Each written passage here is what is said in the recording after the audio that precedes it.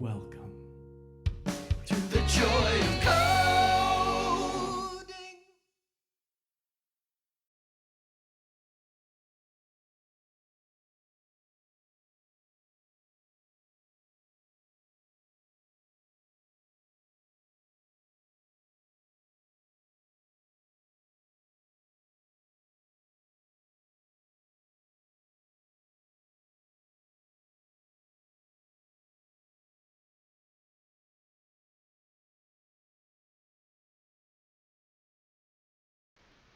How about now? Okay, good. Sorry. Hey, everyone. Sorry about that. Microphone issues again this week. I apologize.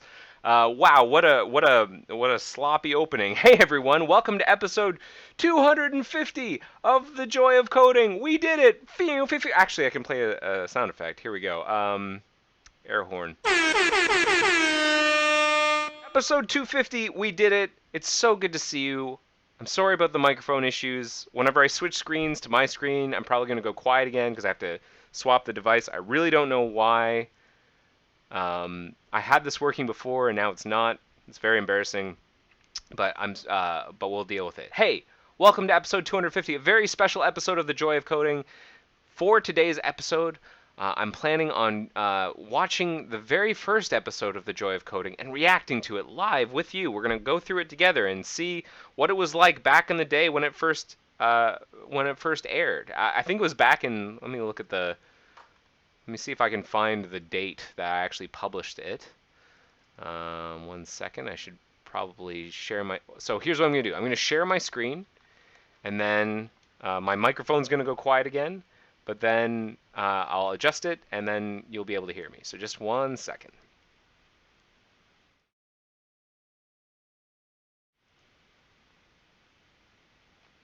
Hold on, just 1 second. I'm going to have to go back to my... wow, everything's kind of screwed up. Just 1 second.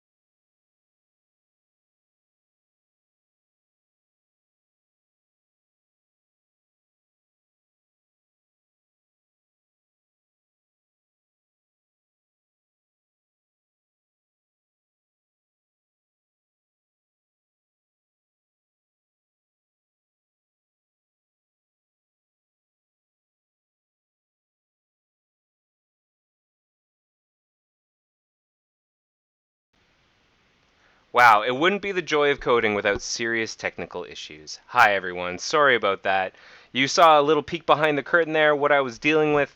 I don't know if it's OBS or if it's Mac OS Big Sur, but it was pretty sloppy just now, and I really apologize. Wow, episode 250, you're really feeling that no plan survives breakfast. I really had hoped the beginning of this episode would have been smoother, but hey, what are you going to do, right? What are you going to do? So for today's episode, what I was hoping to do to celebrate episode 250, I was hoping we could watch the first episode of The Joy of Coding together. And, I'll pause it. We can talk a little bit about what we're seeing. And I'm monitoring the back channel in the live hacking channel as well as the Twitch chat in case people have questions that they want me to answer. I'll be watching the whole thing. So, yeah, just feel free to drop them in. They want to know why my tab height looks so big. Mine one looks very compact. I don't know what you mean. These tabs look normal to me. Maybe it's because I'm using a normal density. Anyways, I'm going to watch this video. I'm going to start now. This is episode 1. It was published in April 21st, 2015. It has 6,232 views. It is without a doubt my most viewed Joy of Coding episode. There's a very steep drop off. I think a lot of people tried episode 1. They weren't sure if it was their I hadn't gotten all of the polish yet, if you want to call this polished. But there's a very steep drop off in terms of viewership. But we're gonna add another view here. So I'm gonna hit play. Let's see what it's like. All right, first of all, it's maybe I'll fast forward. Oh, here we go. Did I have microphone issues back then too? Look at that hair. I had more hair too. If I'd planned better, I probably would have worn the same shirt. Go ahead, Mike. All right. Hello, everybody. My name is Mike Conley. Welcome to the first episode of... This is the same headset, by the way. I'm speaking into the very same headset. So you're probably getting the same microphone quality. The Joy of Coding is what I'm calling it for now. Where I'm going to be live hacking on some real Firefox bugs, and you can kind of watch me do what I do. So there's not much more preamble than that. I think I'm just going to get right to it. I'm going to do this for about an hour and a half and see how far we get. But I should remind you that none of this is scripted or planned. I kind of know what I want to work on today, but whether or not it's actually going to work out, I have no idea. That's kind of part of the fun. You'll get to watch me get into trouble and hopefully get out of trouble again. So we'll see how it goes. I lost that water bottle. I'm very bitter about it because it was my favorite water bottle. It was very high quality. The other thing I'll point out, this is the, I believe this is part of the Toronto office. I was at a standing desk, and I was in like the, what we called the, sort of the community hacking area in the Toronto office. And yeah, I don't think I did much standing after this one. It was a lot of standing. I'm not used to a standing desk. I don't know what the deal is with this green square. I hope it goes away eventually. I hope Right. we figure out I'm going to a way of not seeing that. see more of my screen. Oh, even better. Now it's all green. Oh, okay, great. Hopefully you're seeing more of my screen now. So this is old school Evernote too, and you can tell that I've got an older version of Mac OS. I had some updates still pending. Wow, what's going on here? This probably is Mac OS Mountain Lion, and I'm using Lime Chat, this IRC client in the background. That was back when we were still on IRC. I want to look at bug 1090439. So that's, I'm going to look at that first, and that will, I'm going to guess, will probably take the majority of our time for this episode. But if we end up having extra time, then there are some things I should probably review today. So I'm going to do this in picture-in-picture for a second so that we can kind of take a look at the bug in question. So this bug is p-printing calls from child to parent via show progress and show print dialog should not be synced. So this is back in the day. This is really back in the day. This was working on electrolysis. Electrolysis was the project to split Firefox from a single monolithic process into multiple content processes. We eventually succeeded in that, and we shipped it back in like 2017, I think. With one content process, we scaled it up to 8. And if you recently checked out the Hacks blog, you'll hear that the next evolution of the electrolysis project, which we call the Fission Project, is close to being shippable. And I highly recommend reading this if you're curious about how this works. So Fission, or site isolation, builds directly on top of the infrastructure that we built with electrolysis. So I'm going to plug this blog post about Fission/site isolation from the Hacks blog. My colleague Annie wrote this blog post. It's very good. It's got nice drawings. You should check it out. All right, let's keep going. We can get to that. But this is the bug I'm interested in. Let's see here. This is the idea of the bug. Let's see, where is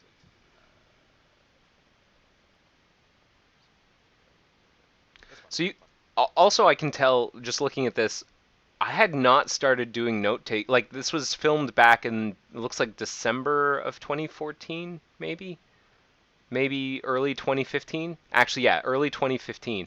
And I hadn't been doing note taking much in Evernote. Like my first note here is from 2014 in I think August, and I wasn't doing notes for everything.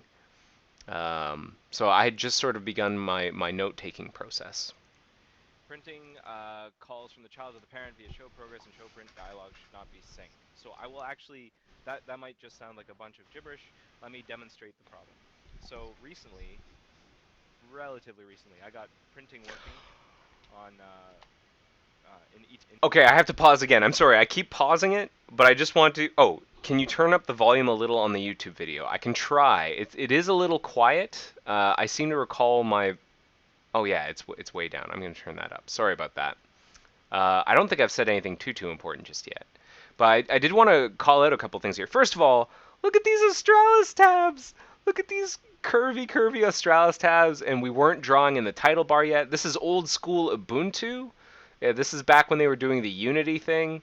And what have we got in here? Like, what sorts of relics are we seeing from this low res video? Well, we've got a search input in the toolbar by default. You've got this. This is the icon for Firefox Hello. That was an early attempt at doing like video and text chat in the browser over WebRTC. And then here, there's an add-on that I wrote called Crash Me Now or something, or Crash Me, and it's like this little nuclear explosion mushroom cloud, and when you click on it, it crashes the tab that you're currently on, and that was something that we were dealing with electrolysis, which was being able to handle crashed content processes. The other thing to note is that we indicated which tabs were running out of process with the underline, so that tab you can tell is now running out of process. So we were already at the point. Sorry, we were already at the point where we could render sites out of process. For Firefox on Linux. I'd had it working for Windows like a month or so ago, sometime before the holidays, and it's working on OS X. Linux was the last one. Patches are currently up for review, but one of the problems is that whenever the content process requests that the print dialog needs to come up, whenever it says, okay, show the print settings dialog so that the user can, choose their settings and say how they want to print something, that blocks the content process. So let me show you what I mean. So this is an ETNS window. You can tell that, hold on a second, I'm getting messages from people. It's super blurry, even with 720p setting. Apparently, you can't, apparently everything is very blurry. Yeah, I hadn't figured out the right settings for OBS yet. I was using OBS, I believe. Was I using OBS? Let me take a look at the applications here. Maybe I wasn't. Maybe I was using like maybe I was using I have no idea what I was using to broadcast, but maybe I was using video. Video was the chat, sort of the video conferencing system that we were using at Mozilla at the time, and maybe I was using video. But yeah, it is pretty blurry, so that is kind of unfortunate. But hopefully you can see what I'm seeing, and it's reasonably readable. SmurfD notes that the scroll bar does look a bit funky. That is true. Hang on, let me see if I can point this out. On Mac, or not Mac, on Ubuntu, we were still not using overlay scroll bars yet. We do have overlay scroll bars on Linux now, I believe, but at the time we were using the old school like GTK scroll bars, and they weren't paying attention to like theming or anything. So yeah, that's where we're at. Let's keep going. I apologize for the blur. Hopefully that doesn't render this episode completely useless. I'll try and pump up the font size on everything if I can, but I'll talk through what I'm doing anyways. If you have any recommendations for how I might be able to improve the resolution, drop into #livehacking and let me know, and we can work on that. Okay, so let me demonstrate the problem. If I start a print job from an ETNS window, then I've got this dialog coming up, but this dialog being up is actually blocking the content process, meaning that I have another e2nes window over here using the same content process, but it is no longer reacting to any of the events. It's the content process is completely blocked. And if you wait long enough, if you block the content process long enough, I think something called NS Terminator will come around and just like kill the content process. So I believe it's possible that if you have this dialog open long enough, your content process will just die. So that's not great. We don't want to do that. What we should do instead is make it so that the content process is not blocked. Or rather, here, let me bring up the bug and describe what we're thinking as a solution. I will pump up the text. I'm sorry if this is all blurry. People are... Wow, old school Bugzilla too. You can see there's been... It's not like vastly different, but Bugzilla these days, there's like the sticky toolbar at the top, which is nice. We are still using what we call the sandstone model, but I think in that time we also have these like collapsible sections, which is kind of nice. Bugzilla has historically been pretty overwhelming, and I think the collapsible sections was an attempt to try and fix that, and a modal editing interface to try and address some of the complexity. But yeah, old school Bugzilla. You can now also see like my instance of Firefox nightly at the time. This is back in 2015. Yeah, it's got the old Australis tab. I appear to be running with electrolysis enabled. You can tell because of the underline in my URL bar. I'm really not applying these updates yet. Like macOS is saying like, hey, you've got updates, and I have not clicked on that. That's a bit annoying. And apparently I had been searching about hydroplaning in my search input, and I hadn't cleared it out. Interesting. They're telling me it's blurry, and I hope it's not unreadable. But basically, this is the bug 1090439. If you want to read up on the history of the bug, 1090439. What we're gonna do, or here's kind of my tentative plan. So let me actually write this out while I'm doing it. I like to take notes while I'm working on bugs, and so this is a great opportunity to do that. And I will write these notes in super big font so you can see them. So hopefully you can see this. Okay, the plan of record is as such. I want to make it so that when the content process requests that the dialog be open, we want a message to go up to the parent to actually open the dialog. But the message should be async instead of sync. However, we don't like the function in here. Let me show you some code here. Let me show you the code that, excuse me, is actually bringing up these dialogues. Yeah, that's what happens whenever you cancel a print job. Right now in E10S, and for some reason I just got redirected to Twitch. Oh, I had Reddit open and it finally reacted to my click events. That's what happened. So let me show you some code. Let's see. Mozilla Central. Where is it that I want? Well, it's printing, and I'll pump up the font size whenever I get to the code. Let's see. NS print. Okay, so there's a question from SmurfD. Do you remember any of the feelings when you decided to record/publish this? I remember being nervous because I didn't know if anyone would be watching this. In a way, it was almost a relief knowing that almost no one would watch this. At the time, I was like, this is going to have 0 views. This is more about like keeping myself honest and working on something consistently and trying to practice my speaking out loud while I work on something. I didn't expect it to turn into this video that has like 6,000 views. I do remember being like, there was that kind of relief in the back of my mind, but at the same time I was nervous. This is my first time doing this. I'd done a couple of pilots, but this is my first time doing it for real and broadcasting it live. And like all sorts of things can go wrong when you're broadcasting live. You know, I could have made a mistake and accidentally opened up my Like this is a contrived example. Whoops, I have opened up my private key file.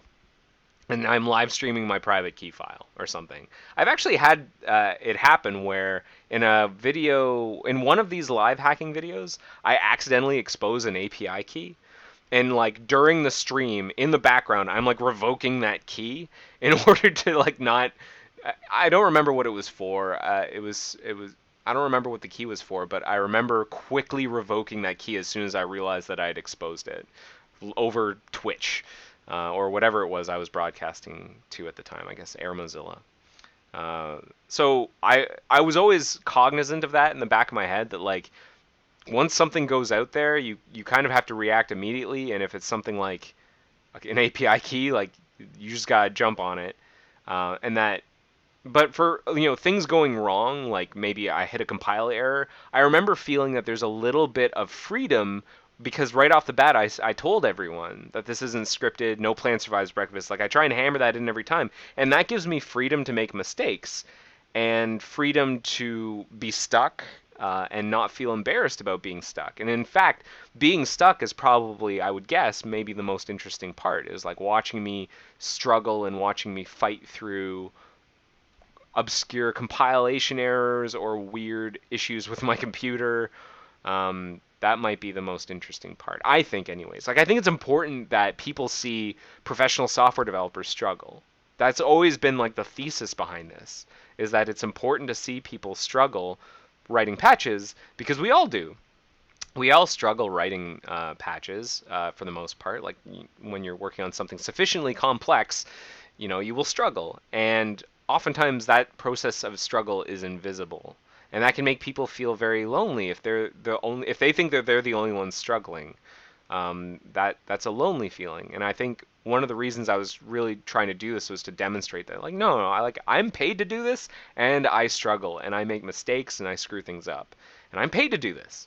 And yes, in the end, if you're watching an open source project, you end up seeing like the end result, which is a patch and maybe some code review, but you don't get to see the struggle. And so there was some exhilaration at the time as well doing this of like, I'm getting to demonstrate the struggle, and I think that's important. So, how do I bump up the font size here? What if I crank it to that? Hopefully that's better. Okay. Oh, no, I didn't mean to delete that. This is the proxy on the child process side, the content process side, that hears that somebody wants to open up a print dialog. So there's some stuff in here to make sure that we get a sense of which window we belong to, and like we're making sure we collect enough information so that we can tell the parent what to show, how to show it, and to do it properly. And we serialize a whole bunch of things to go up to the parent and then deserialize it whenever it comes back. And then there's this function, this method right here, I should say, method called send show print dialog. And this is synchronous. So when this returns, the parent has dismissed the dialog. I should point out that this technique of sending synchronous IPC messages, that's effectively what we're doing, where we're blocking the content process and the parent has to respond. That is a lot harder to do these days. We made it so that we had an allow list of existing synchronous IPC messages that could be used, and then we made it really, really hard to add things to that list, and then we slowly converted things away from being synchronous IPC messages. And that playbook has actually worked well for us for a lot of things. It's if you've got this pattern that you're trying to get rid of for reasons of performance or for reasons of correctness or et cetera, and it's all over your code base, one technique for getting rid of it is to, first of all, stem the wound. Like, try and staunch the wound so you don't add more. And the way you do that is by having like an allow list of like, okay, these are the ones that exist, let's not add any more. You make it really, really hard to create new instances. And then you also use that list as a to-do list to burn that list and shrink it until it's gotten no entries in it, and then you're done. And so these days, I think it's actually really hard. I think there are maybe only a few synchronous IPC messages, and they're for things that you really don't want to do asynchronously. but for the most part, we use asynchronous messaging. The other thing is that the printing mechanism in Firefox has changed significantly since this was done. In fact, I think it was changed for two reasons. One was for sandboxing, because I believe the way that it's currently implemented in this video, the content process is still making the connection. Like, the content process isn't able to open up the dialog to ask the user for printing settings. The parent has to do that, but the content process is sending the instructions to the print driver. And with sandboxing, you can't do that. With a properly sandboxed content process, you don't have access to the printer driver or hopefully any sort of like peripherals or system level things like that, like no driver access. And at this time, it's still talking directly to the print driver. Since then, we've made it so that the parent process is actually the one that does most of the work for printing. Like we ask, let me see, how does it work now? When the user wants to print a site, we'll ask the content process to generate the draw instructions for the print preview and the print job. But then the parent is responsible for showing the print preview. Like if I were to try and print this page, hang on, I'm going to move this video for a second. If I try and print this page, this dialog is actually being shown in the parent process. This image here was generated by the content process and was asynchronously fetched and brought to the parent. So you can see that work with the spinner. Like there's this little spinner where it's preparing the preview, and that's the parent process waiting for the content process to get this preparation done. And every time I like change this, say if I make this landscape, I believe we are or like change to color, we're asking the content process to recompute. I'm pretty sure, unless things have changed so much that I'm completely off my rocker, but I'm pretty sure we're asking the content process to recompute it each time and then send it back to us. And then when it comes to like talking to the printer, the parent does it again. Like we have the draw instructions now in the parent process. Instead of doing this round trip where we tell the content process, okay, now print it, and then the content process sends the instructions to the printer, the parent, which now has the draw instructions, I believe talks directly to the printer driver. And that has made things a lot simpler for sandboxing, and it actually makes things a lot simpler for Fission, which is that thing that I was telling you about with site isolation, because you can have a site that has like subframes that are in different processes now with site isolation and with Fission. And so what you kind of need to do now whenever you print a page that has subframes is you have to ask all of the individual content processes for the draw instructions, and then you sew them together, and then the parent is responsible for sending them.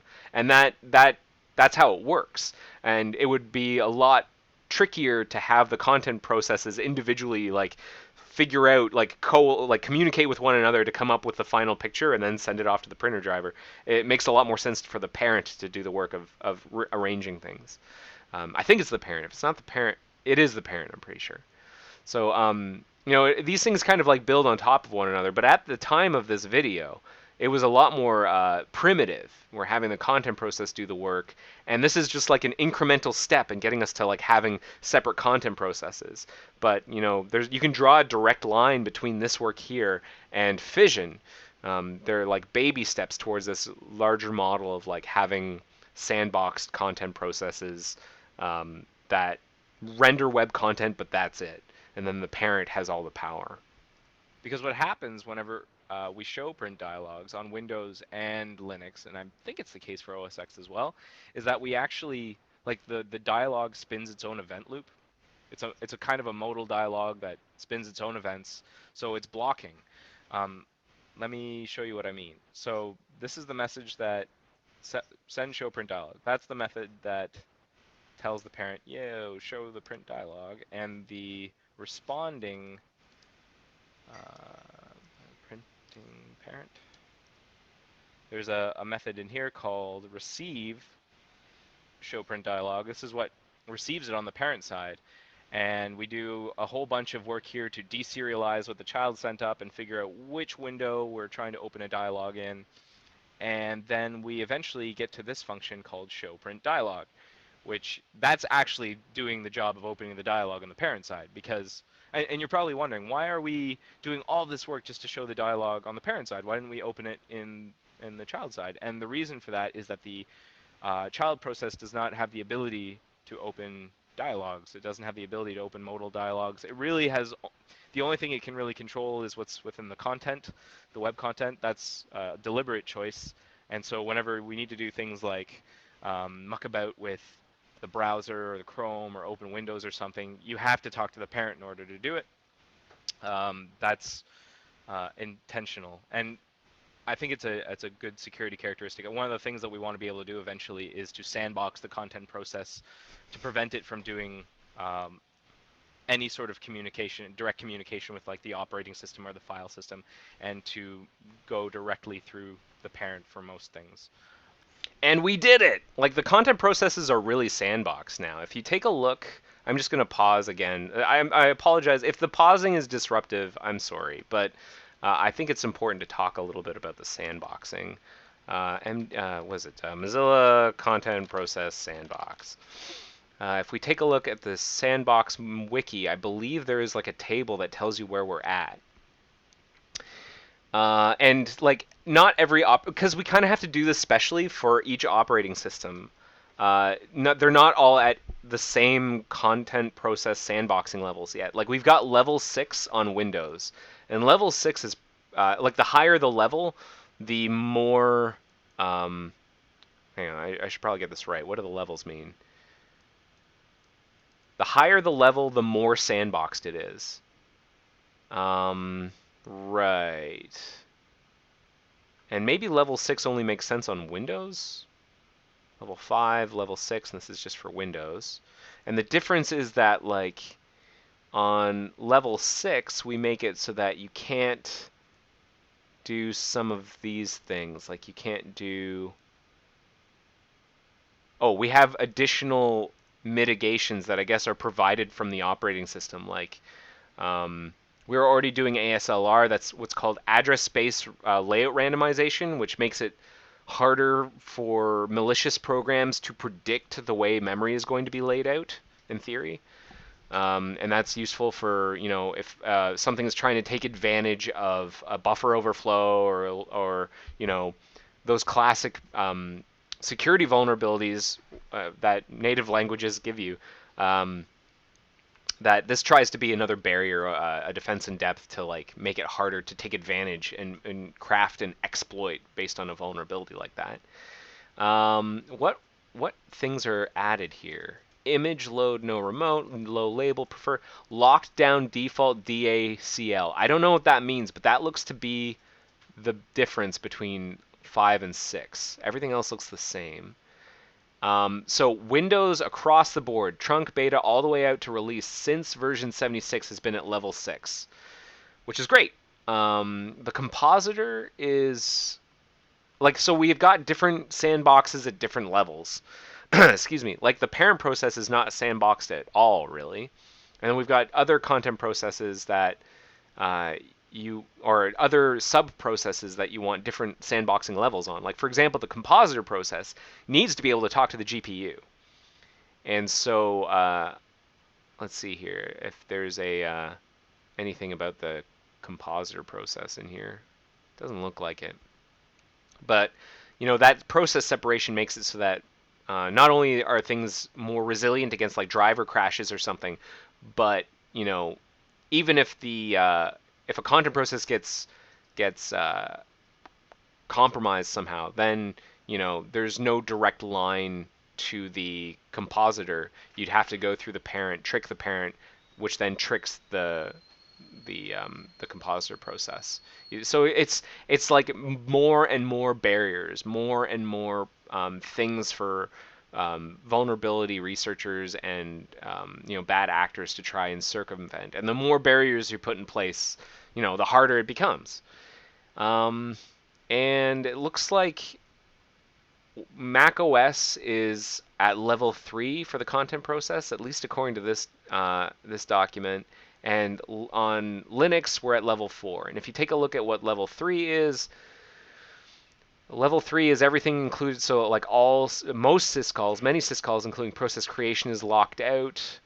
Write access to the file system is locked out, except for memory, temperature, and video hardware. And then level 3 is preventing read access to most of the file system, but that includes things like GTK themes, themes and GTK configurations, fonts, shared data, and libraries. And I know that that is actively being worked on. One of the things that shipped recently is something called non-native themes. I don't know if it's shipped out to release, but non-native theme. Whoops, I spelled Firefox wrong. Non-native theming is the project. Was targeting 75. I think it's shipping on enable non-native themes. Come on. I don't remember where exactly when it's shipping. I actually think it's in 89. But basically, non-native theming means that the content processes no longer need to talk to the operating system to get hints on how to draw things like buttons. So if you were to go to like HTML button, let's look at like the MDN documentation for a button. And if we got rid of like the classes here. So this button, this is like the default rendering of a button now, and this is going to be common across operating systems, Windows, Mac OS, and Linux. Whereas before non-native theming, this would look more native. It would look like a button from the operating system, which in order to do that, Firefox, the content process needed to know how to draw those things, meaning it needed to talk to the operating system. So by making it so that we have non-native widgetry, we can then close that access off and further shore up our protections in the content process. Lowell Repeat Lowell says it's definitely not on release. I think Lowell Repeat Lowell is referring to non-native theming, but I'm pretty sure it's shipping in 89. I think you're right. I think you're absolutely right. So that's just a little bit of history there, further sandboxing history. We have a really weak sandbox for Windows prepared, but we don't have any other sandboxing just yet. But that's back in the day, we had very weak sandboxing. Now, as I've described, our sandboxing is a lot more comprehensive. You know, it protects users against a lot. Like if a content process gets compromised on Windows, at this point, I think you really, like, the thing you need to do is a sandbox escape, which is to like trick the parent. You either need to trick the parent into doing something, or you need to somehow circumvent the Windows, like the sandboxing. You basically have to trick the operating system, and that's a lot harder. That's a lot harder. a goal for some point. We want to sandbox the content process. Anyways, I got distracted. So there's this function here, show print dialog, that actually shows the dialog. And this is also kind of synchronous. When I say synchronous, I mean like it's a blocking method call, so that whenever we get to here, when we're ensuring success of the return value, when we're checking the return value, the dialog has been closed. And that's because the dialog is, but in the non-ETNS case, we're not blocking other windows from processing. And the reason we're doing that is because the dialog is spinning the event, nested event loop.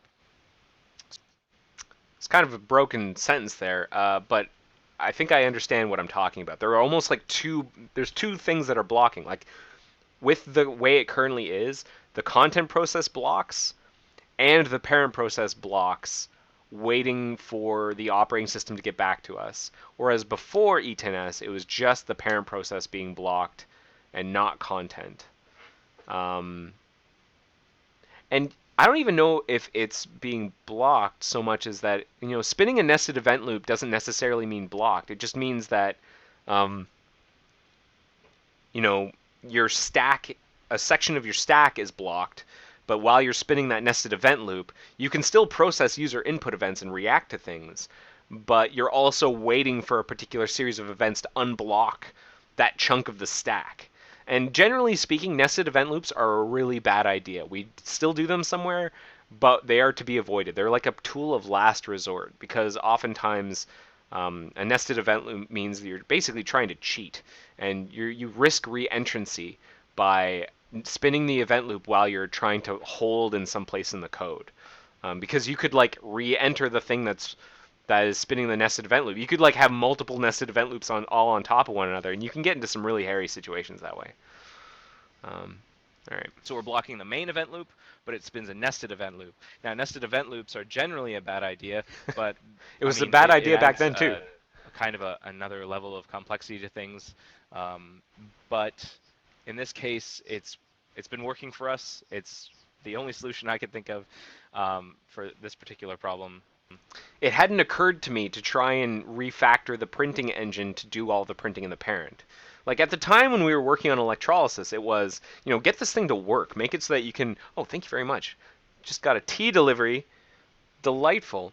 Um, it was make it work, make it performant. It is, try and make it work, and we will figure out the architectural changes that we want to make for the longer term after. Just try and make it work. And so, uh, eventually we did the work of refactoring the printing engine to make it print in the parent process, and that paid off in the long run. But at this time, it was more just like try and duct tape it together and make it work. So we're gonna go with spinning an event loop. So like, hang on, let me get my solution written out here. So now that you know that stuff, when the content process requests that the dialog be open, we want a message to go up to the parent to actually open the dialog, but the message should be async instead of sync. The child should then spin an event loop, a nested event loop. And apparently the font size still needs to be larger. Hmm. What can I do about that? I've maxed out my font size. I can try and max it out even more, but this is crazy. I won't be able to function if it's much larger than this. Like that's about as max as it's gonna get. I don't know if there's anything else we can do to improve the size of things. Since this time, I've certainly improved, I think, my settings in OBS. Like, uh, I hope readability is no longer an issue, and I hope that I've made it so that it's still readable. I think a couple of episodes in, I figured out how to do like high DPI. I got the right cables and the right hardware and everything to do high DPI, and then hopefully things have been readable. So it sounds like the solution is instead of blocking in the content process, we're going to spin a nested event loop. Now that still blocks in that we stay at that line of code, but because we're spinning the event loop, we are free to process other user input events in that content process. So it is kind of like an incremental improvement where the content process will then not stall out and crash because of the terminator that kills hung content processes, and it also means that other windows that have tabs running in that content process will be able to function. But it gets tricky because multiple tabs in the same content process can request print jobs, and so you can have multiple nested event loops all on top of one another, and then things can get pretty dicey. Hopefully you can read my notes as well.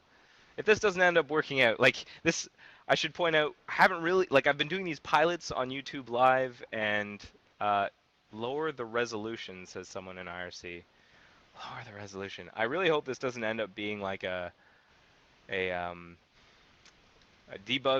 I'm going to fast forward past some of this. I'm going to try and get to the point where we're working on the problem.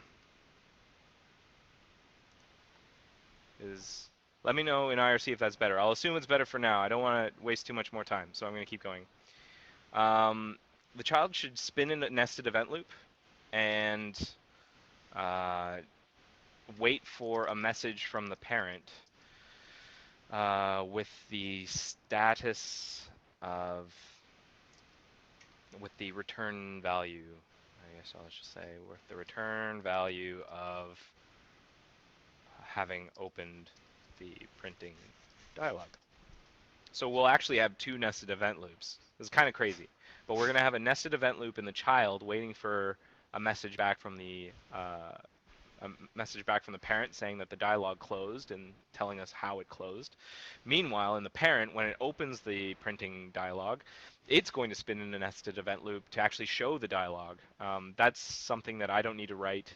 At least for the Linux version, which is the one I'm most familiar right now, we just use a GTK dialog and we tell it to run, and it blocks and spins its own little event loop. And I don't really have to worry about doing that. I have to worry about writing the spinning event loop in the child process and then waiting for that signal from the parent. So here's the game plan. Let's try this. I've just added a little checkbox. Hopefully you can see that. I like to have these like little checkboxes in my Evernote so that I know how I'm progressing and I can clear things out. I like stroking things off as I proceed. So let's write some plan down. The first thing I want to do is make the call to, what was it?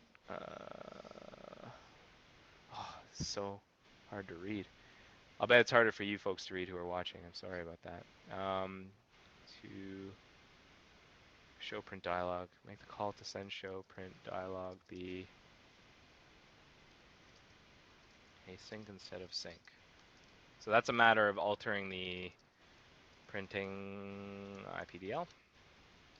So IPDL, if you're not familiar, IPDL is the definition language of our inter-process communication that happens at the native level. So anytime the parent process communicates with the content process, it's doing it over a pipe of some kind that has sort of a strict definition of the kinds of things that can occur over the wire, like the kinds of arguments that are acceptable, the kinds of messages that are acceptable.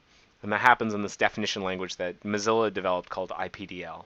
And that's true to this day. And because we designed the language, we've mutated it, we changed the language. It's a very simple declaration language. Declarative That's language. going to break a whole bunch of stuff. And that's also going to take a little while to, like that might be a little bit of a challenge to kind of rejig things to be, like change some of the like method definitions and whatnot, declarations. But we'll see. We're going to alter that, and then we are going to, what's the next step? After the, my font size shrunk again. After, come on, pull it together, Evernote. 48 font. After the message goes to the parent to open the dialog, spin an event loop. I nested event loop. There are a couple of examples of us spinning nested event loops in parts of Gecko. I'll just find one and kind of use that as a template. I think it should be pretty straightforward. The next step after that is we need to wait for a message from the parent.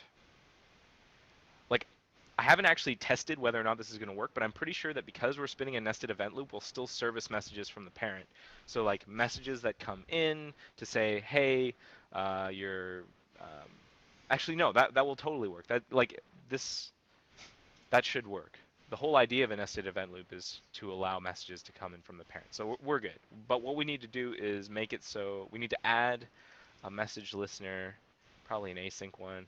I think it has to be because it's coming from the parent. Add an async message method call, whatever you want to call it, from the parent to signal when the dialog has been closed and pass the status, the return value, I should say, return. I still do this, by the way, the checklist, and you know, I don't know if you've seen me do it on stream, but I still definitely do it where I break a problem down like this to kind of have a vague plan, and I still like checking those little boxes.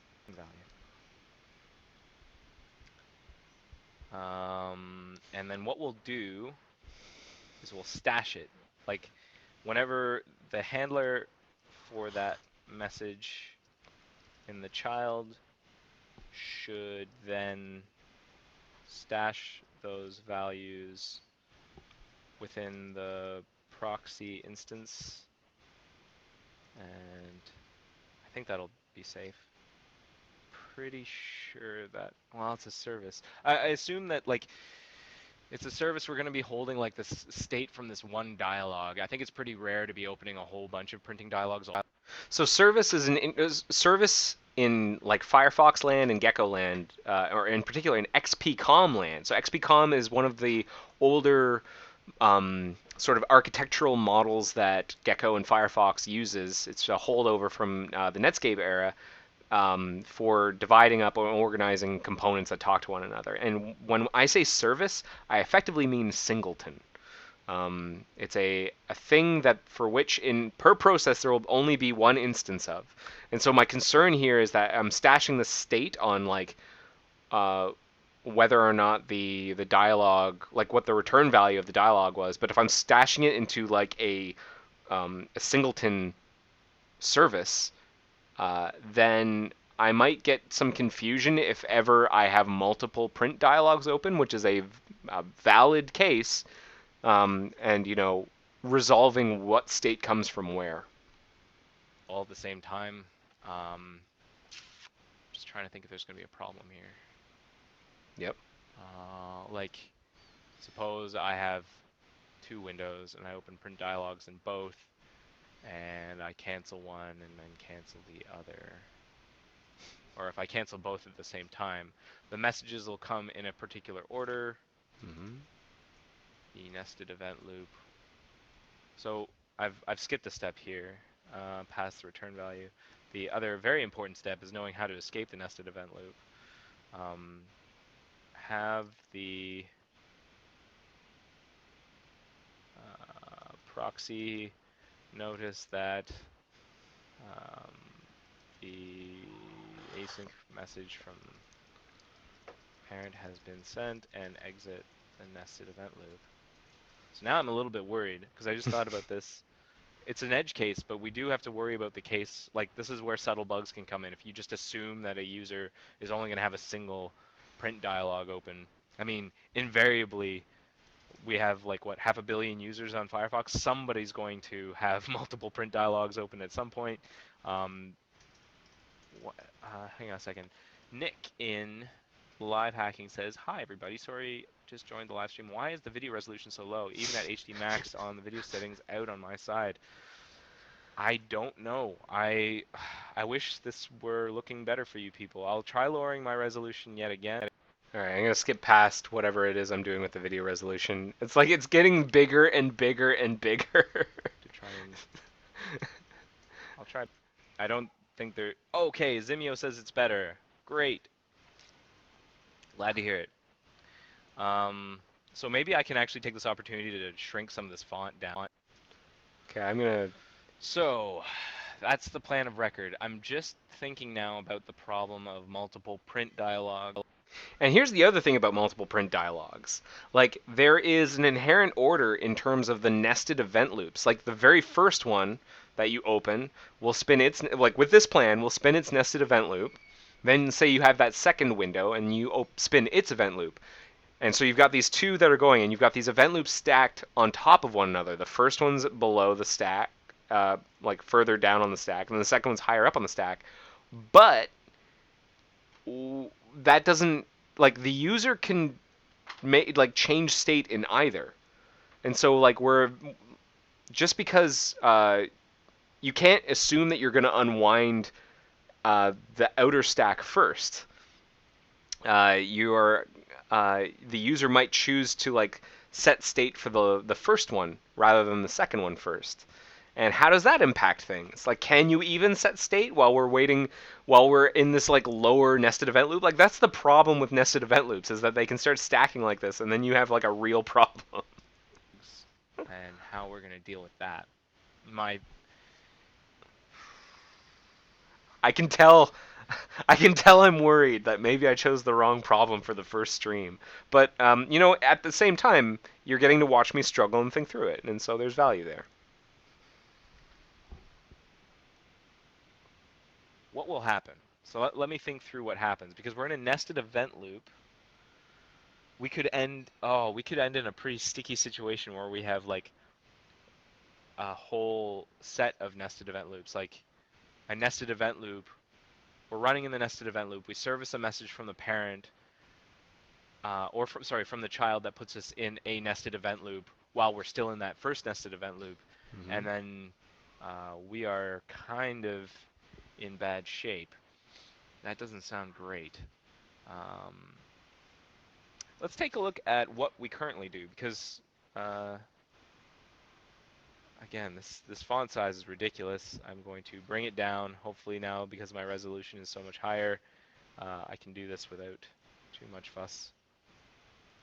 That's still too high. Nope, that's not what I wanted. Nope, that's also not what I wanted. Fast To forward. my instance of Firefox here. I think I just have the one window open. And I'm going to open up two non-Ethernet windows. So we always, like, we had this for Fission as well, the ability to open non-Fission windows as a secret item, like a nightly only item in the file menu, which is really handy whenever you're trying to test whether or not an issue affects both, you know, in this case, Ethernet or non-Ethernet or just Ethernet, and you want to, like, see what the non-Ethernet mode of the browser, like what it does. That's a very handy thing to have. I'll point out that the non-Ethernet mode of the browser is no longer supported. I don't know if you can flip any prefs. Hopefully not, but it is really not tested. It would surprise me if it still worked. It's a debug build, so it's going to take a minute. Everything's going to be a little... Oh, whoop. No, I didn't want to do that. Didn't want to resize my VM. I want to resize the window. Come on, Grippy. Where's the Grippy? I need a McGrippy. I need a McGrippy. Where? Come on. All right, I'm going to fast forward a bit Really while I figure that apologize out. about the stream resolution. Richard, is there anything else we can do? Like, I've done everything I think I can on my end. Just do a page refresh and that'll pick it up, because I may have to interrupt it to get some of these changes to take. In any event, That's Richard Miliuski, who no longer works at Mozilla, but he was the one who originally helped me set up everything. We tried a lot of different experiments. He's the one that provided me this green screen that I still have. He got me started with streaming and was really helpful, you know, for the time he was here. He helped me figure out a bunch of stuff. Thanks, Richard. the recording that we're making is higher resolution, and so when we post the recording, it should improve. All right. Thanks, Richard. Allow that. Okay, so it looks like I'm going to do the test of, I'm trying to determine what happens if you run a print dialog in two non-Ethernet windows, like one after the other, what the behavior is. And I understand, I think, what I'm doing. I'm trying to see what happens, like, is the second window even still interactive whenever like, because the nested event loop that the print dialog runs isn't one we control. This is the GTK native print dialog that in GTK land runs its nested event loop. And so who knows what it'll do. I'm actually very curious now to see what happens. Richard Miliuski, everybody. That guy's awesome. Okay, so what I wanted to test was what happens whenever we have multiple print dialogues, open in non-Ethernet. Like, do we allow that? So it looks like the other window is still responsive. That's good. So the nested event loop that GTK provides allows events to still be dispatched to the underlying application. That's good. It looks like we do. So this is running a nested event loop. This is also running a nested event loop. And we seem to be okay with that. It's just a matter, maybe it's just a matter of remembering some unique characteristic. Like, what I'm worried about is accidentally, in this case of having multiple windows being opened, having the return values from the window be confused between two different instances of the dialogues being open. That's the right thing to be worried about. Good job, past me. It's something a little something I'm worried about. I don't actually know whether or not it's worth worrying about. It is. But it is something that my spider senses are tingling. It's not often, like, oftentimes I look back in the past and I cringe, but it's nice to hear that I was onto something even back in 2015. Like, I understood that this was a problem. And I'll also point out, this was pretty early on in my career in terms of platform, like writing C++ for Mozilla, writing platform level code, interprocess communication. Like, the electrolysis project was where I really sort of cut my teeth and got really familiar with the platform layer. And up until then, I mostly did JavaScript and HTML and CSS and Zool. And it was only whenever I got put on the electrolysis project that I had the opportunity, it was necessary for me to figure out about the lower level native stuff. So maybe we should think about that for a little bit. But let me finish writing out what I was writing here. The handler for that message in the child should then stash those values within the proxy instance, and when the event loop exits, these values should be returned to the original caller. Right, because there is somebody on the child side that said, show me the print dialog, and that's the consumer, that's the caller that we need to be sending this information to that we've gathered from the parent process at the end. So I'm going to kind of stew on this whole handling the multiple dialog window case. In the meantime, I can definitely do this first bit. So let's do that right now. I'm going to close this debug build. Zimio says it looks great. So Richard, whatever you're doing, it's working. So thank you. So what do I want to do here? I want to alter the components printing IPC, P printing IPDL. So this is the IPDL, this is the language that we developed for interprocess communication. And it has simple name spacing. It's somewhat C-like that struct looks like something you'd see in C, but it gets a little stranger further down. Want to change.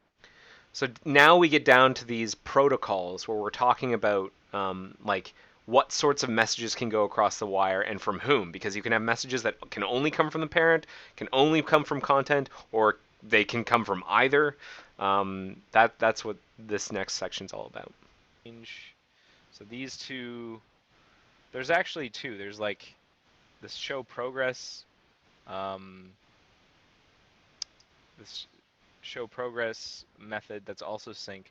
I'm actually going to work more with this one and then keep this one in the back of my head. Hopefully that the solution that I come up with this can be generalized in such a way that I don't have to duplicate too much code and solve it for the show progress case as well. Because the show progress is used after, like pretty much immediately after you start a print job, Firefox will show a progress, like a little window comes up and it shows you like how progress is proceeding in terms of constructing the layout and blasting it out to your printer.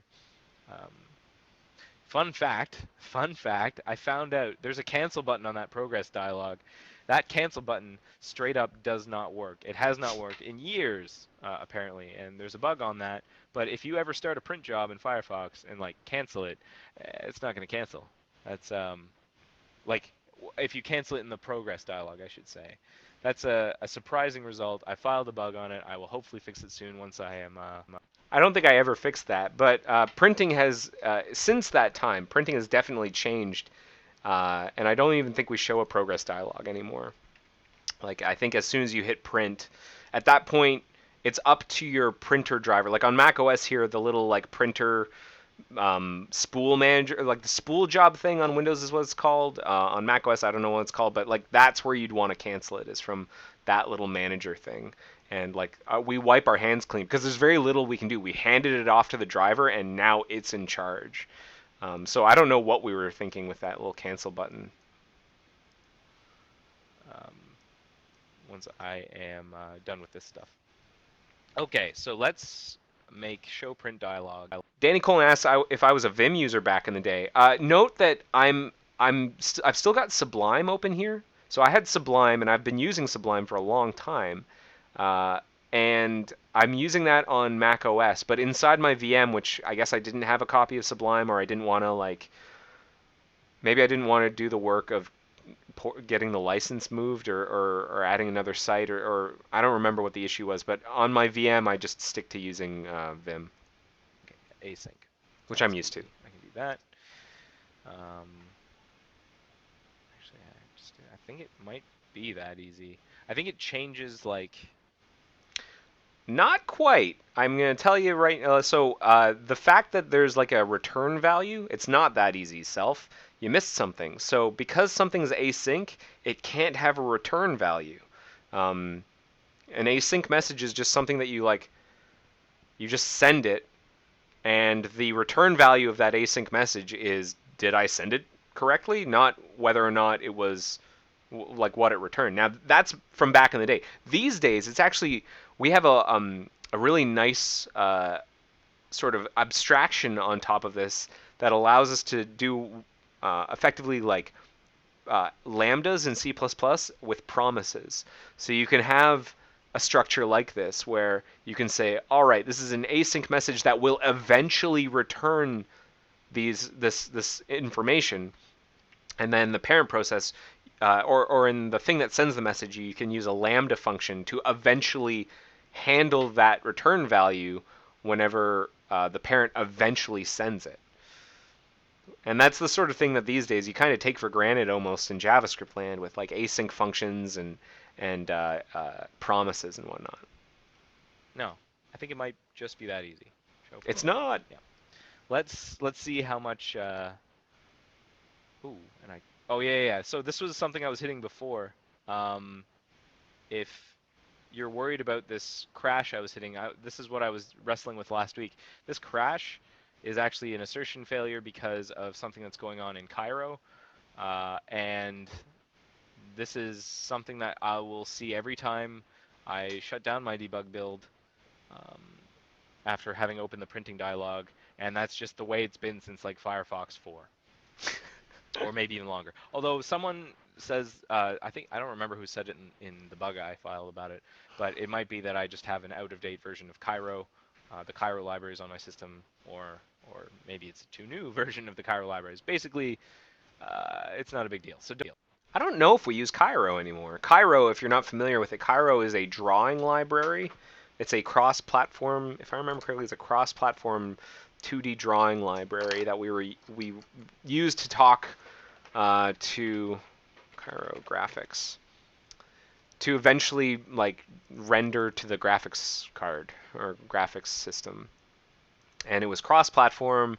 It worked for a bunch, like you could talk to Win32 and Quartz, that's Windows and Mac OS at the time, and then you could also talk to the X Windows system, PostScript and PDF, and then experimental output for OpenGL. I don't know if we still use Cairo anymore. Let me actually check. I think WebRender more or less puts Cairo out to bed.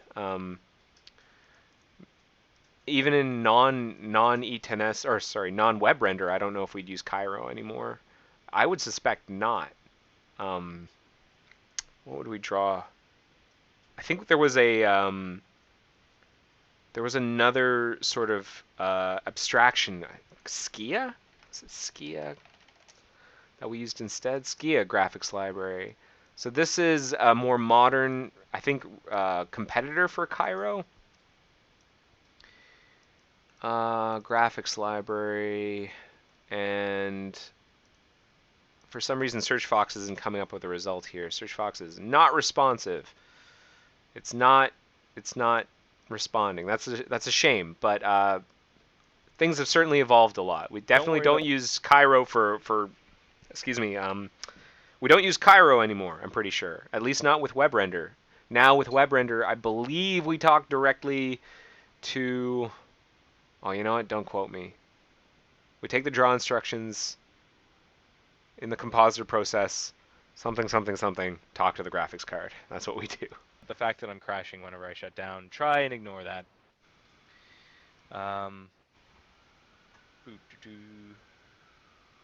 So let's try and build what I just did. I'm gonna keep doing it with the debug and build. Now, because I changed some IPDL, I have to build this directory, IPC IPDL. It's kind of voodoo. There's like this, I don't want to say voodoo, but there are multiple levels of things that you need to rebuild whenever you change an IPDL. I'm pretty sure one of them is this, IPC IPDL, and I think you also want to build the directory of directories of anything that's like consuming that IPDL. These days it's a lot simpler. I think I'd normally just do mock build binaries in this case, and that would do everything for me. But back then, I don't think we had the niceties of, we definitely didn't have artifact builds, I don't think, and I don't think we had mock build binaries, which makes some sense. So I'm going to do that, and I'm also going to do widget GTK because it all kind of talks. So while that's building, let's think about this. This build is going to That fail. is in progress. Spinning in a nested event loop. Let's actually get, that's another easy thing we can do right away. I'm going to reset my, my font size there, and let's find nested event loops. I'm pretty sure I've seen this before. Oh man, and this is, now you've probably noticed me using the shortcut, the keyword shortcut DXR, even though I'm going to something called SearchFox. And that's from this muscle memory and this old tool, dxr.mozilla.org, which is the precursor to SearchFox, which is a code indexing tool that was built to replace something called MXR, which is an even older and simpler code indexing tool that Mozilla built. And so I ended up not changing my muscle memory for DXR to SearchFox. I just used the same keyword and just redirect the search query to SearchFox instead. And SearchFox is superior in every regard. Where did I see it? I think I saw it in like NSZool window.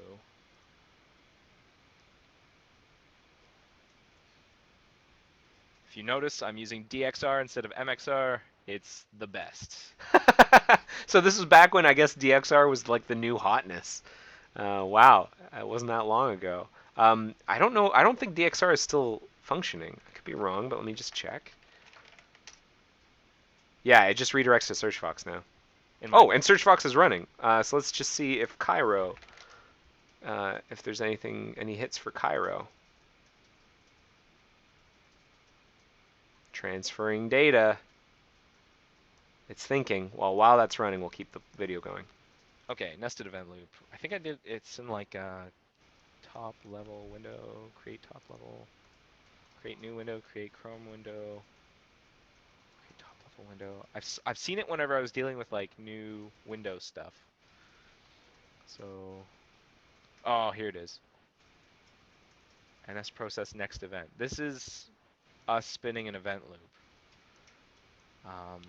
And I still think we do this when we create a new window. And where am I in? NSZool window, which I think has just been renamed to Zool window. Let me open up an editor and we take a look and see whether or not that's still the same way. I hope all these interruptions are interesting and not annoying. If you're interested in just watching the video, just watch the video. And you won't have my interruptions. But let's see here. Zool window. No? Zool. NSZool window, is that still around? No. Is it app window? Is that what it is? Lock. I guess it's called app window now. And and what was the actual the line that I was looking for? It was lock until Chrome load. Lock until. Okay, so it's somewhat similar. So whenever creating a window, we lock. I don't exactly know what that means, but I think it basically means like wait until all of the resources have been read off of the disk before you proceed. And then spin the event loop until all of the resources have been loaded off of the disk to that like describes the window. And until then, yeah, spin the event loop. And we've got a better, I guess, abstraction here where we say just spin event loop until, and then we pass this C++ lambda function, which I guess you return a true or false. And it will, I guess, poll this function until it returns true, and then you exit the scope.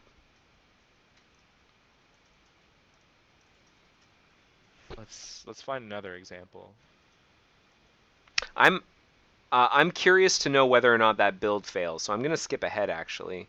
I'm looking at all these different ways that you can spin event loops. We're processing the events. I'm just going to fast forward. I guess I look at some documentation. I found some old school documentation on NSI thread. I'm going deep. You can check out this really old design. This is the old school design of the search input, where we had like the search engine selector down here. Nowadays, you've got all of that built into the URL bar. You've got your search engines down here.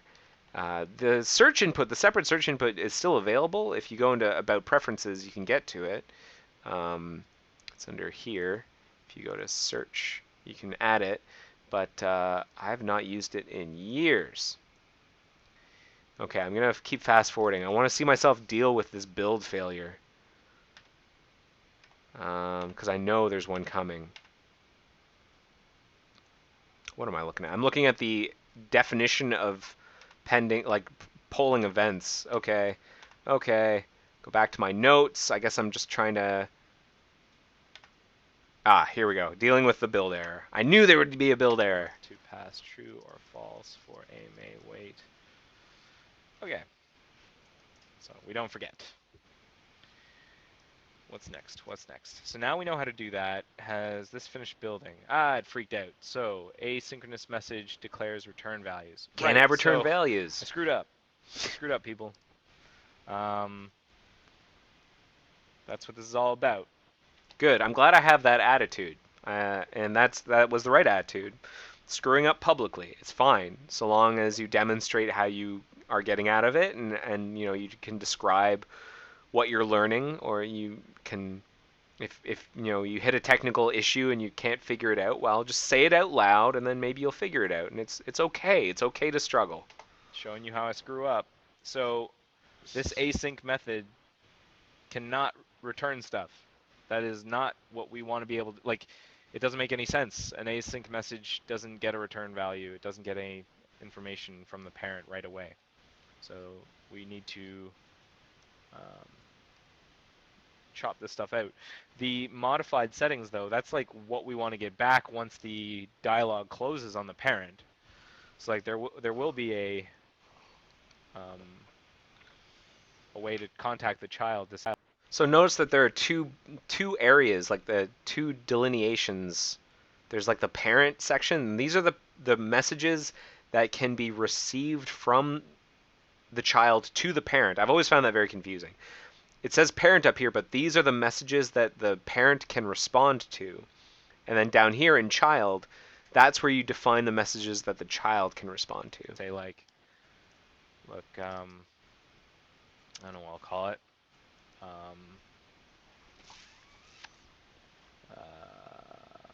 I don't know. Naming, hard, especially in public. Just name it anything. It doesn't matter.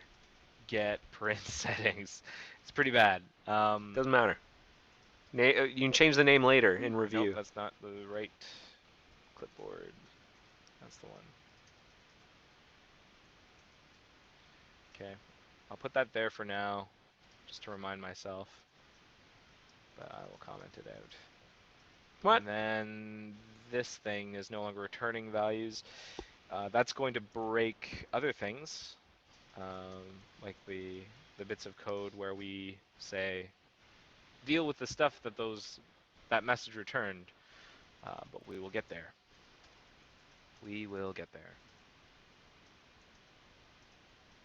I really hope the quality has improved for people. I apologize if you've been like looking forward to this and it's just a blurry mess and maybe a robot voice. Hopefully not. Worst case scenario, just come back and watch the recorded stream. When this is all done, you'll get like a perfectly HD perfectly HD stream. Nope. If anything, this is awful. Like look at the pixelation. I don't know what I was talking about, but what eventually got uploaded is pretty low res. But I was very optimistic at the time. Danny Colin also writes that the #1 problem in software development is naming things. It's certainly in the top 5. I agree with you there. Everything will be hunky-dory. So worst case scenario, come back later when the stream has been uploaded as a recorded video. Okay, so while we're waiting for that to build and fail, because I'm certain this is going to fail. Pretty certain. I'm highly certain. These are warnings that we ignore. I have a feeling it's going to fail probably in the linking stage. Anywho, so that's actually kind of done. But now we need to alter.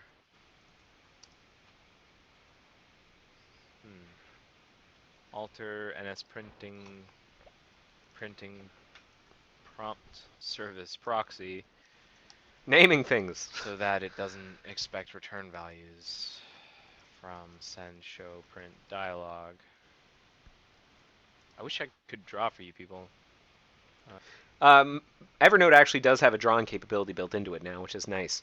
And this is also demonstrating something that we dealt with a lot when we were working with electrolysis. What I'm effectively doing is changing something from being synchronous to asynchronous. In this case, it's the messaging. I'm changing the messaging from being synchronous to asynchronous, and that has a rippling effect where, it's not just this sort of like, oh, I changed this word from sync to async.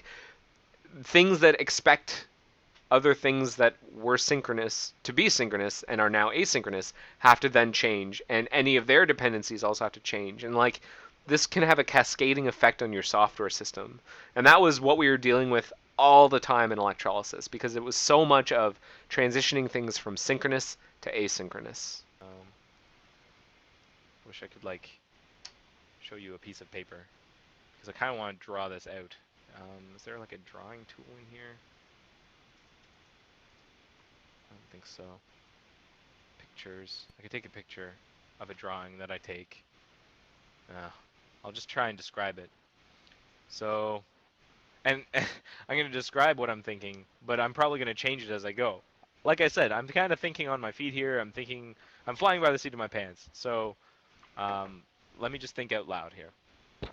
I need to alter the printing prompt service proxy so it doesn't expect return values from send, show, print, dialog, but immediately starts to spin a nested event loop. Right. That makes sense. And then the parent, once the dialog closes, will send a message to the child saying, here are the modified settings that the user set up in the dialog. Here's the that actually, well, I mean, if the user cancels out of the dialog, we're still sending a message down to the child to exit the nested event loop. I guess we'll return the status code for the dialog exit and potentially modified settings. It's possible that the settings weren't changed if the user just canceled out, or if they just hit OK, and that's fine. And I think that's, yeah, we did fail. Told ya. So one of the things I didn't consider whenever I last interrupted was that because I'm using a nested event loop, the thing that's ultimately calling into this NS printing prompt service proxy business does not actually have to change. The function will still effectively be synchronous because you call it and it doesn't return until it's done. But because it's spinning a nested event loop, your program can still function. It doesn't block, if that makes sense. The program still will continue to function. So the outside, like the cascading effect, is a little bit encapsulated here. You trade not changing the entire software system by creating a nested event loop, and I guess that was a trade we were willing to make at the time. That nested event loop has costs, and that was not unexpected. Let's see here. Whoop. Just scrolling up in Byobu. Byobu. I still use Byobu. Byobu is my terminal it's manager complaining thing. Because file receive show print dialog. Right.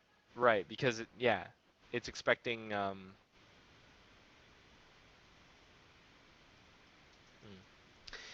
So here's the problem: is I've changed the IPDL, and what the IPDL eventually turns into are a bunch of like boilerplate C++ and header files, and that is expecting to plug into the rest of the program, which is importing those header files and linking to those C++ files that eventually get turned into object files. And what's happening is I changed the IPDL, which changes the headers and changes the C++. And so the stuff that talks to it, that's importing those headers, is no longer playing by the rules. And that's where I'm getting like the error from. And in this particular case, it's like warning this virtual function, and the virtual function is being defined by the IPDL,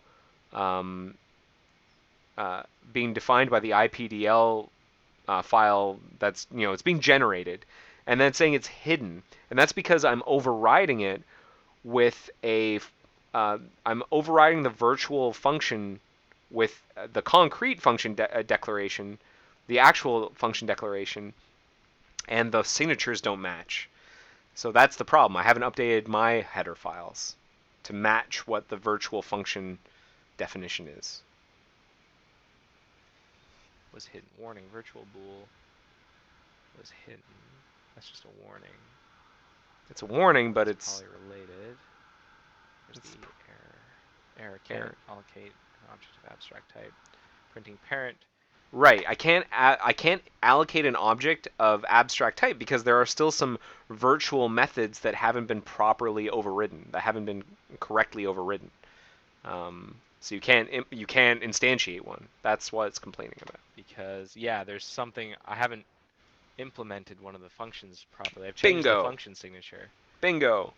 and it exists inside the the headers and stuff that the IPC library spits out, but I haven't implemented it properly. Yes. But I will get there. I will get there. I like your optimism. So I'll return to that in a second. But I didn't want to lose my train of thought here.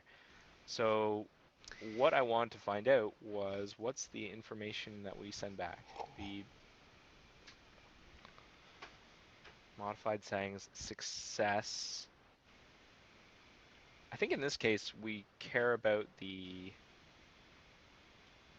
status code. We're kind of in danger here if no, now that I think about it, no, if the parent dies, we're spinning a nested event loop.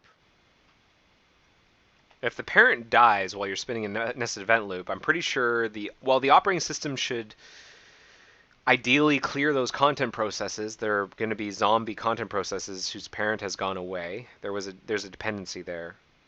So that's what should happen. The main thread is not blocked. We would hear about the parent dying, we would shut down the process. Yeah, if the parent dies, I'm pretty sure the IPC layer just goes like, "Well, my parent went away. I guess I'm gonna terminate." It either crashes itself intentionally or exits with like a exit 1. It does like a quick bailout, I'm pretty sure. We're okay. Okay. Or the operating system comes along and just sweeps us up. I think that's the worst case scenario. Alright. So let's alter the code so that it doesn't expect values. Wait, hang on. Before we continue, I really want to like feel good about this solution. My worry is that a printing dialog on the parent side closes, we send a message down to the child, which stashes it into the printing service proxy. Proxy services the message to receive the message, to like receive those settings. It stashes it inside the proxy, and then immediately sends those values to the caller. If two windows were open at the same time, what would happen? If two windows, like, say closed at the same time, the user has somehow magically hit OK on both windows. It's not going to happen at exactly the same time, but very close together. What will happen? It doesn't even need to be at the same time. It's just if you do it out of expected order. You know, you close the first one first or you close the second one first. It doesn't matter that they happen close in time.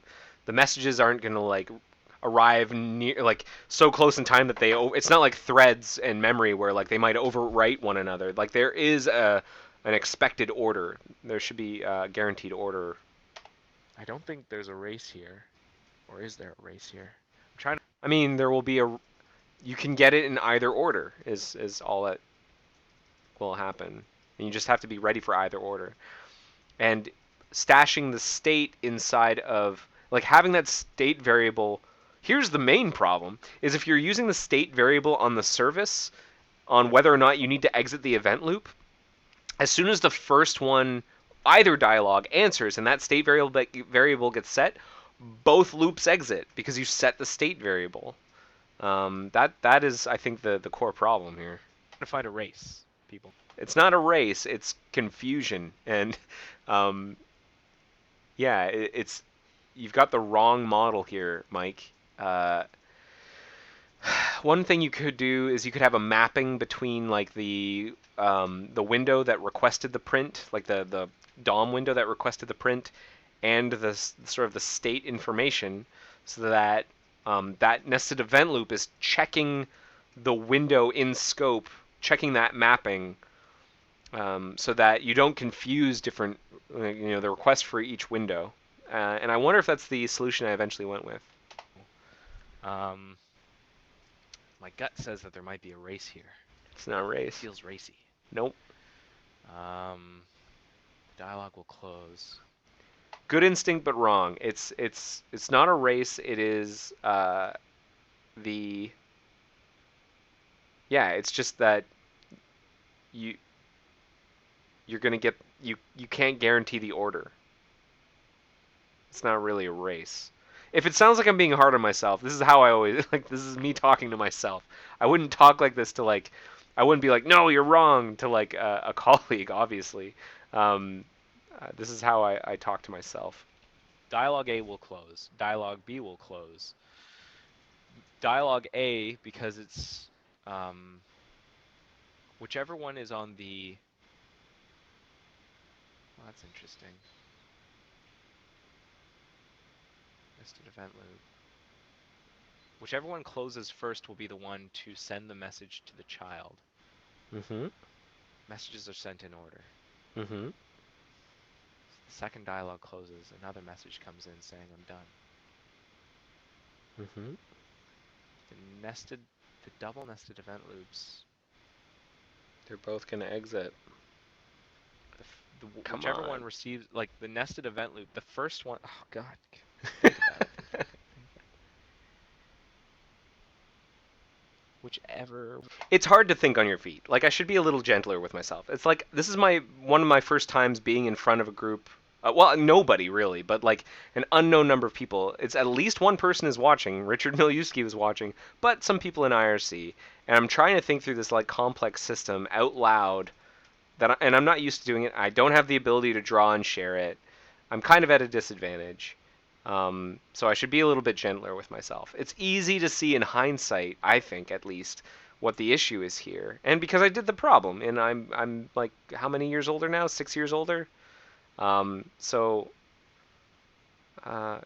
It's okay, Mike. You're doing all right. One receives the message first. It's the same. The problem is that it's the same proxy. The NS printing prompt service proxy, it's a service. There's only one of them for the entire child process. Whereas there are, I mean, it's reentrant. You might enter the that show print dialog thing a bunch of times without it having exited, because like you have a whole bunch of people spinning in the event loop. So you kind of have turtles all the way down with nested event loops. I'm just trying to think here. You service a message saying I've got a result. That loop. Which loop? Which loop will you? The deepest loop is the one that will service the message. Mm-hmm. Is that true? And as soon as you go, the deepest loop will service it. And then as soon as you exit from that scope and go back to the event loop, the next one will have seen that state being set, and it will kind of like this house of cards is going to collapse effectively. Oh boy. I guess I just have to build it and find out. Like I'm worried about stuff that might not actually be a problem. I'm trying to it's a problem. It's real. Simulate it in my brain, and I'm having a really hard time. Multiple nested event loops are causing my brain to melt. So let's just try building it. Okay, it's 2:40. We've been watching. I've been interrupting off and on. We got 44 minutes in. I think I'm going to skip to the end to see where I got to. I just want to see where I got to, and then I think I'm going to close this out. Let's skip forward a little bit.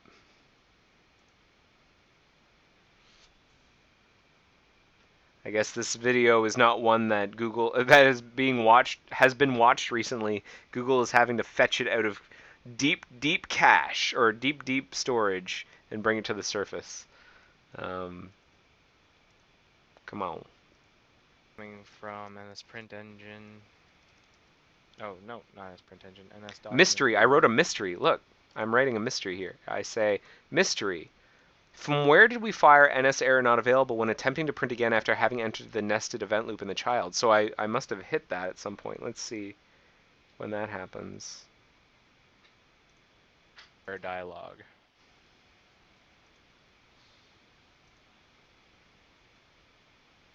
Did I? Mystery. Okay. Go down. All right, I'm gonna control C you in like. All right, hold on. So not too many results.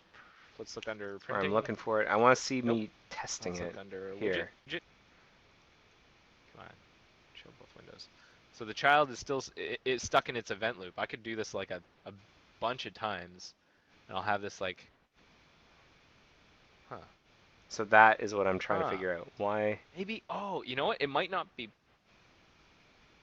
possible. Why would we be showing this? That's curious. Why would we be showing this? Printer error. Some printing functionality is not currently available. Okay. So I must have hit that after making it compile. Obviously, I reached a point where it was compiling, and I'm using an async message, and then I have this mystery, and then I go into it. Now, if it was, I don't think RR existed at this point, but if it did, that's probably like if I was facing this now, I would use RR to try and figure out how I'm getting to this printer error, and that would probably help a lot. I'm gonna fast forward a bit, see if I can figure out where that error is coming from. It looks like I'm using a breakpoint, so it's kind of like I'm using RR. So using GDB, Why? I used a Why? breakpoint, Why? trying to figure out why. And right here you can see there's JavaScript on the stack. JavaScript, which is ultimately calling print. And then in the print engine, I'm returning NS error not available here on line 1541. So that's where I would look next. NS document viewer will be called print on line 3668. No. NS document viewer. Where is that? Where is NS document viewer? Don't look at that. It's under layout base. I don't think. Base NS document viewer. What was the line? 3668. That's really hard to see. If we are printing another URL, then exit. The reason we check here is because this Okay, method can this be is called right. while another is still in here. The printing dialog is a good example. The only time Oh, if we are printing another URL, then exit. The reason we check here is because this method can be called while another is still in here. The printing dialog is a good example. The only time we can print more than one job at a time is the regression tests. So it looks like we already have something in place that's like, hey, if you're printing, don't be able to print again. I guess that's maybe whenever you're actually trying to kick off the print. If you have a print job going and you try and print, then I think we bail out here. Okay. we can print But for some We're reason we're already hitting that. printing. We think we're already printing. fail out. And yet, I was able to open up a second print dialog earlier today in non-ETNS windows. So what's the dealio? Get is printing.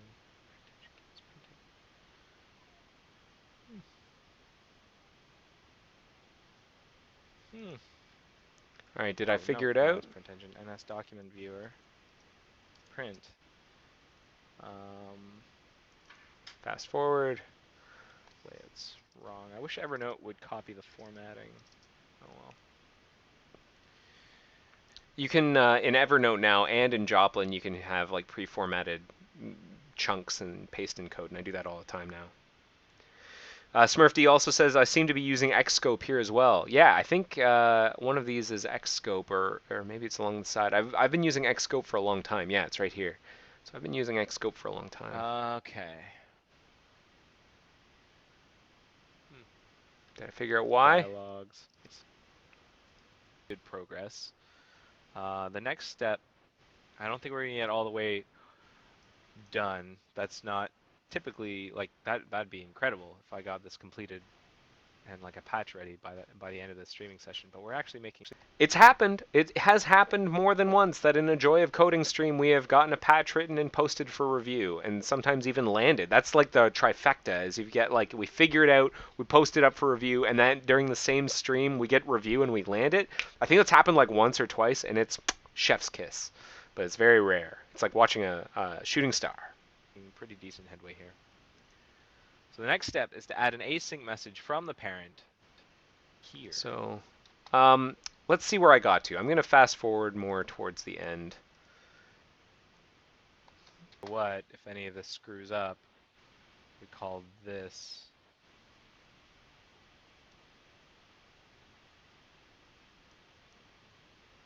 Okay, so it looks like... data. Hang on a second. Send print dialog results. So this is us sending the message back down to the child after we have the result. This is the message that's saying, hey, you can exit your nested event loop because here's the result. Something like that. I think that's what it's going to look like. Let's try it. So I'm going to scoop all this stuff out. Don't need that last bit at the end here. Okay, dump it over here. Meanwhile, down here, don't need this copy of stuff.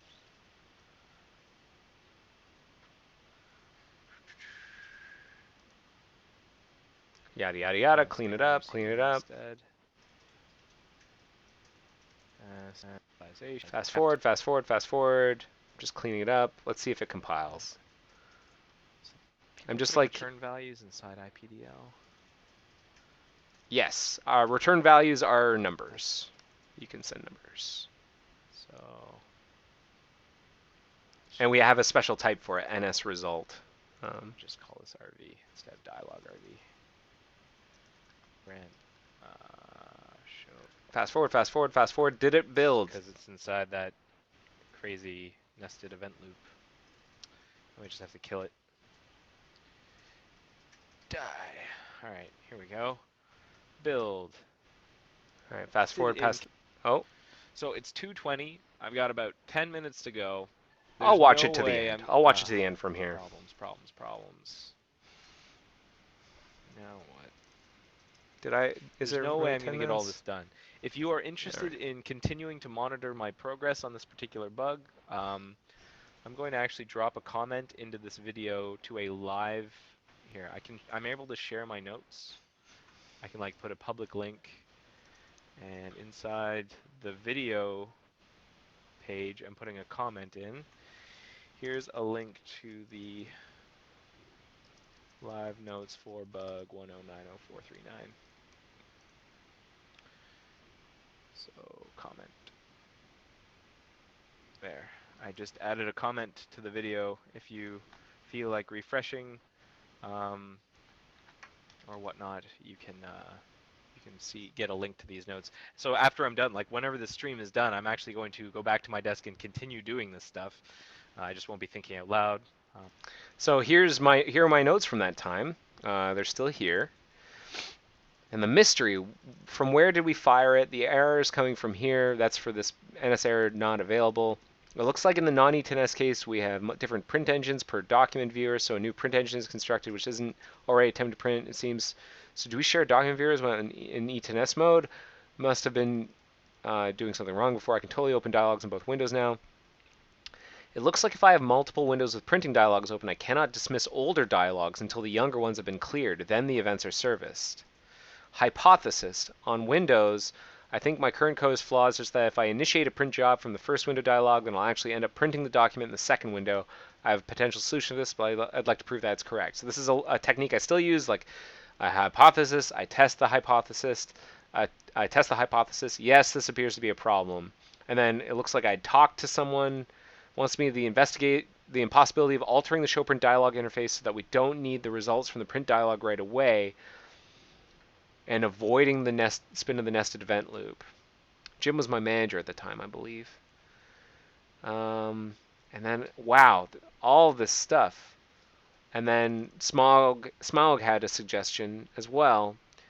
couldn't you create a print dialog protocol and then in delete continue? While you're waiting delete, you'd call process next event. I see. So using like the lifetime of the protocol as like the lifetime of the dialog. That's an interesting idea, and I think that's ultimately what we went for. Looking at the end of the, I'm just going to fast forward to the end. Where'd we get to? Code. I will attach a debugger to this method. I will make sure that this receives the message. Just let me know what you want to see. If you want me to hack on a particular E10S bug, I'm working on electrolysis for like my full-time job, so that's what I'm going to be doing for the next like bunch of episodes if I keep doing this. So I hope you're into electrolysis. But once I get out of that, I might start hacking on different bugs. Like once electrolysis is more or less shipped, which who knows when that'll happen, but once that's done, I might work 2017, I believe. So 2 years after this was filmed. on some other bugs, and we can start exploring those as well. So what was I going to show? I was going to show that no matter what, we get that our new method called.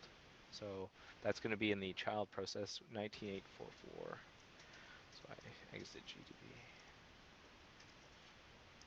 I'll attach the child process. I was able to get the process ID by hovering the tab, and we still do that to this day. If you have a nightly build, you can see the PID for the tab in the tab tooltip. It's very handy. And you'll see more process IDs now that we have Fission enabled for some nightly users. So you'll see the entire list of process IDs. And if you use the context menu, you can actually get the process ID of the frame you're on. If you get the context menu for the subframe, you can get the process ID.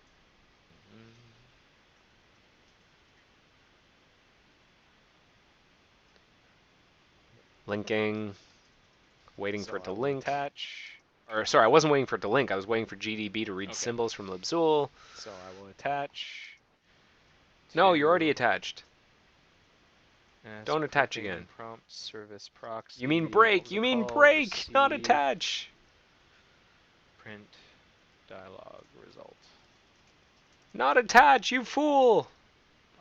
What? Oh, sorry, not attach. Break. I meant to break there. Yeah. Attach there. It doesn't like that slash. Of course, I fat fingered the backslash. So there we go. So the test is, whenever I hit print, no matter what, like if I cancel out of here, do I hit my breakpoint?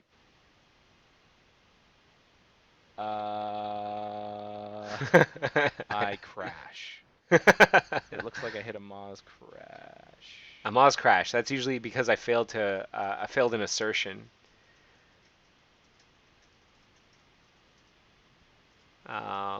Because I returned false or something. Yeah. If you return false from if sending a message returns false, we immediately crash. That's a way of saying returning false from an IPC message is like how you say, nope, everything went horribly, and then we just kill the content process. Well, that's a mystery that I'm going to have to solve another time. Okay, so that was the end of that stream. I didn't get very far. I started to mess around a little bit with the IPDL and rearranging some of the function calls. This is what eventually got written, though. We're looking at this using like the old school Splinter code review UI. I did go with Smaug's route, where I created a new IPDL protocol called print settings dialog, and the delete method, which is what ultimately shuts down the actors, because there's like an actor model for IPDL or for IPC communication. You shut down the actor with the results. So in almost like in a destructor, you'd hear about like what the state of the dialogue was. And then looks like I refactored things to move a bunch of the shared stuff into a shared header file, a shared IPDL header file. I put a to-do in here because OSX has a bunch of like specific OSX specific things for printing. And then what did I do?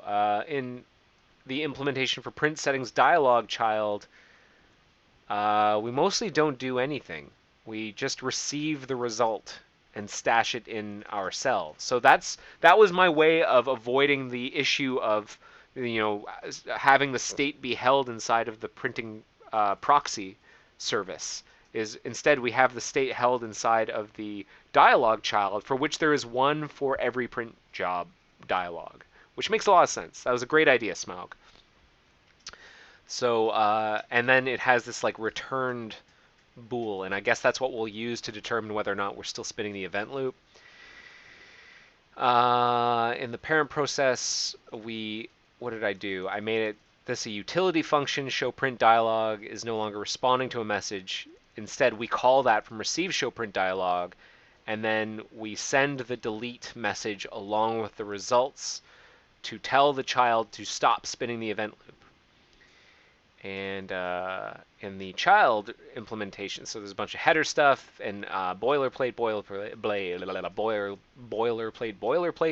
Here's where we do the spinning of the event loop. And as printing proxy, we create a print settings dialog child. We send the instruction to the parent process to create its copy, and then we say, hey, show the print dialog, and then we spin the nested event loop until the dialog has said it's returned. And then we get the result and we deserialize it from the dialog data. Nice and neat. And that's what worked. That's ultimately what worked. And that's all locked in time here. And ultimately, a lot of that code's been rewritten. So, it worked at the time and it got us moving forward. And E10S eventually shipped. But code is fluid. Ultimately, the printing code was refactored to make it adapt for Fission, and that's a good thing. That's a good thing.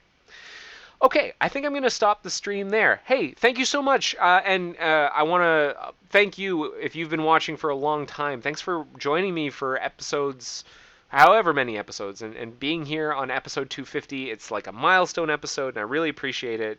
Let me know what you thought of the episode, the reaction. There's a rate this episode link in the agenda, and if I don't think I passed the agenda around, I completely skipped that step because I was dealing with so much tomfoolery at the beginning of this episode. But if you want to rate this episode, find the agenda, and the agenda is in the video description on YouTube. It's in the details on Air Mozilla, and the link for you fine folks on Twitch I'll just drop here. And there's a rate this episode link in there, and you can let me know what you thought. Thanks again for watching episode 250. Let's do another 250. Let's get up to 1,000. And when my hair's all gone and it's turned gray and I'm all wrinkly, and we'll hopefully still be hacking on interesting things. So thanks again for watching The Joy of Coding. I will actually be not streaming for the next couple of weeks. I'm taking some holiday, so you'll probably see me not next week, but probably the week after. So that I believe will be June sometime. So I will see you in June. Have yourselves a great couple of weeks. Take care. Bye-bye. Nope, that's the wrong button. The joy of coding. See ya. Happy 250.